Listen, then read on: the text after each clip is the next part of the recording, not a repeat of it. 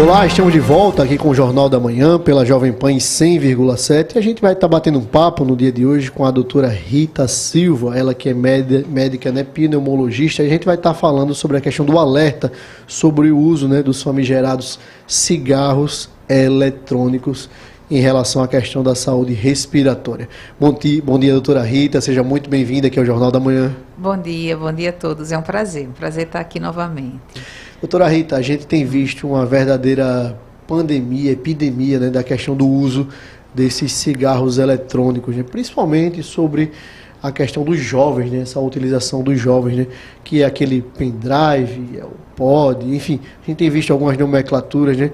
Explica pra gente o que significa, o que é essa questão desses cigarros eletrônicos na prática.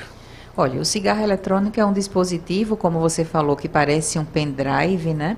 Ele parece um pendrive e dentro dele ele tem duas partes. Uma parte sólida, que é onde contém a nicotina e outros produtos, e uma parte líquida, que é responsável por formar o aerossol que é inalado. Ele funciona por um sistema de eletricidade. Você suga, ativa, forma o aerossol e você inala esse aerossol. Essa é a dinâmica, a mecânica do cigarro eletrônico, né? Ô, doutora Rita, eu já ouvi algumas pessoas dizendo bem assim, eu fumo cigarro convencional e aí eu vou utilizar o cigarro eletrônico para deixar o uso desse cigarro convencional. Quais os riscos que isso pode implicar de fato na nossa saúde? Olha, o cigarro eletrônico, ele foi lançado no mercado como uma alternativa para cessar o tabagismo do cigarro convencional. Black que isso November. não é verdade. O cigarro eletrônico, ele causa dependência, ele contém um teor de nicotina muito maior do que o informado pelo fabricante. Não só nicotina, já foi avaliado mais de 2.000 substâncias diferentes dentro do cigarro eletrônico, até mesmo metais pesados como níquel, chumbo e várias outras substâncias que não são para chegar na via aérea. Então, e uma outra coisa, como você falou no início, os jovens estão fumando. Pessoas que nunca fumaram estão entrando no tabagismo através do cigarro eletrônico. Qual é esse público? Os jovens de 18 a 24 anos que estão começando no cigarro eletrônico e estão ficando dependentes, porque ele causa dependência física, psíquica e emocional.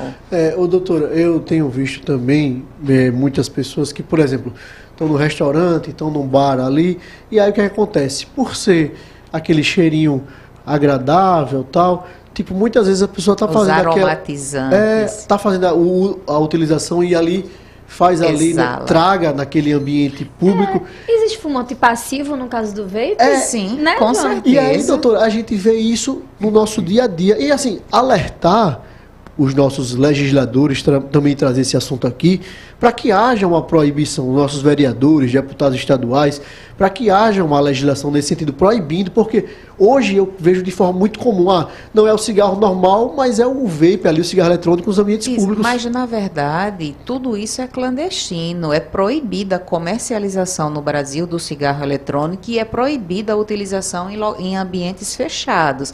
A legislação já existe. Então está sendo burlado, Exatamente. Tudo isso é de forma clandestina. Quem tem lá o seu cigarro eletrônico comprou de forma clandestina, porque é proibida. É contravenção penal. Exatamente, é proibida a comercialização.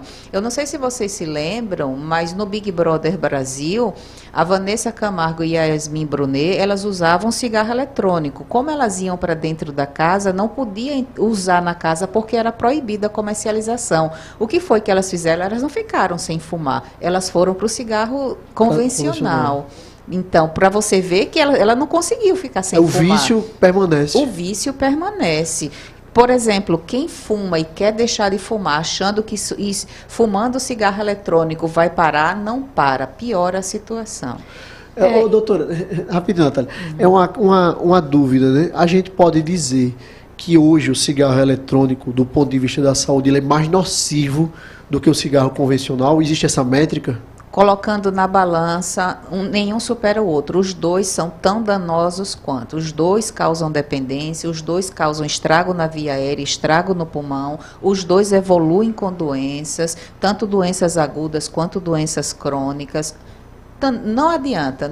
Sair de um para ir para o outro é trocar 6 por meia dúzia. Eu ia perguntar algo parecido, mas no sentido, doutora, de que, por exemplo, longe de mim defender o uso do cigarro convencional, mas aí as pessoas fumam ao longo da vida, né, 5, 10, 15, 20 anos muitas vezes, e as doenças mais graves, elas começam a aparecer ao longo desse tempo, assim, demora um pouco mais de tempo. No caso dos cigarros eletrônicos, a gente vê aí, em muitos jovens principalmente, com 6 meses você já percebe um grande desgaste, um ano, e aí grandes até, essas pessoas são internadas, enfim, tem problemas graves. Existe o porquê disso e como é que se conversa sobre isso, por exemplo, na sua área sua área de atuação? O cigarro eletrônico é uma coisa nova, né? É uma coisa ainda muito jovem, digamos assim. A gente ainda não sabe, daqui a alguns anos, daqui a algumas décadas, o que é que o cigarro eletrônico vai causar na via aérea e vai causar no pulmão. Mas você falou de pessoas que são internadas.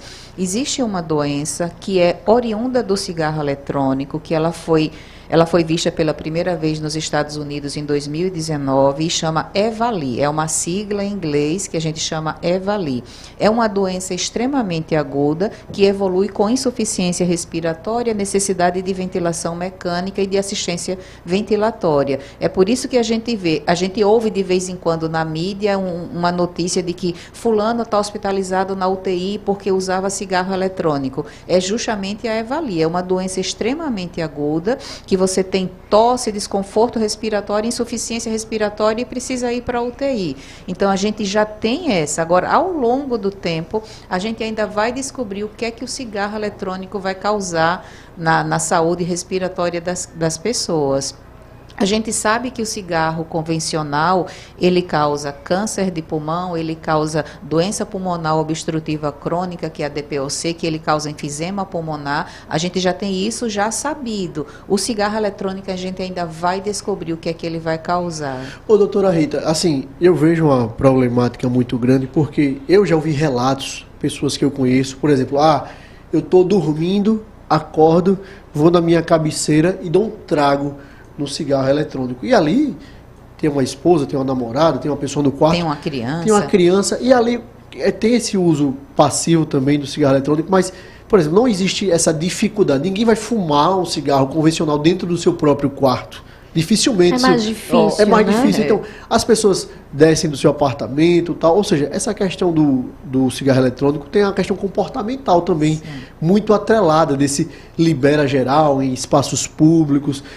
Como você vê essa questão desse libera geral, como tentar coibir isso? E outra coisa também, assim, a gente está falando das problemáticas. Existe uma solução prática, é uma questão comportamental de fato, tem algum medicamento, tem algo que possa solucionar esse vício no tabagismo de fato? Olha só, pegando do início, para você ver que assim, existe o fumo passivo, o fumo ativo, os dois são prejudiciais. Quem fuma de forma passiva também evolui com as doenças causadas pelo tabagismo.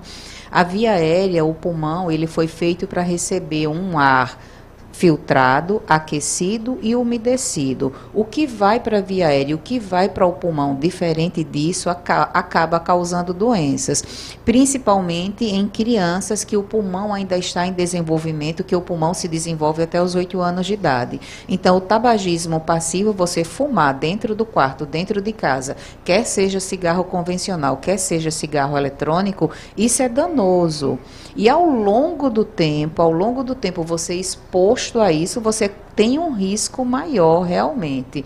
Então, existe programas de cessação do tabagismo, onde você procura um centro especializado, procura um pneumologista, para você se ingressar num centro especializado de controle do tabagismo, porque existe medicação para ajudar na cessação do tabagismo, para você diminuir aquele vício, aquela coisa pelo cigarro, existem medicações tópicas até, adesivos para a pele, medicações por via oral para lhe ajudar a cessar o tabagismo.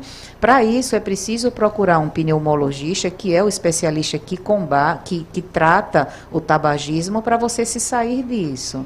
Com relação a essas doenças pulmonares que são provocadas pelo uso do cigarro eletrônico, elas são reversíveis? A gente sabe, tem ali o tratamento, aquele jovem, aquele adulto, ele está internado, mas depois, como é que fica ali a condição do pulmão? A primeira coisa é cessar o tabagismo. A primeira coisa é parar de fumar para que esse pulmão, para que essa via aérea se reestabeleça, se reintegre, para com o tempo aquilo ir melhorando, né? Ô, doutora, eu assim, gosto de trazer casos, né, da vida real.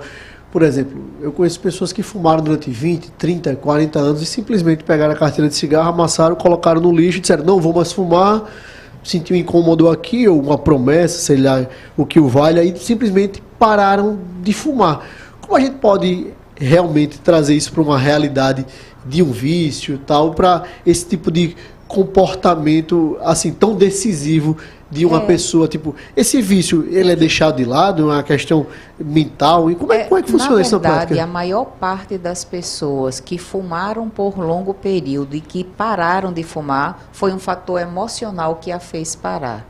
Então, é alguma coisa muito importante, de forma muito emocional, que ela decidiu que eu vou parar agora e para de vez. Então, normalmente, as pessoas que param, é algo emocional que mexeu e que ela decidiu.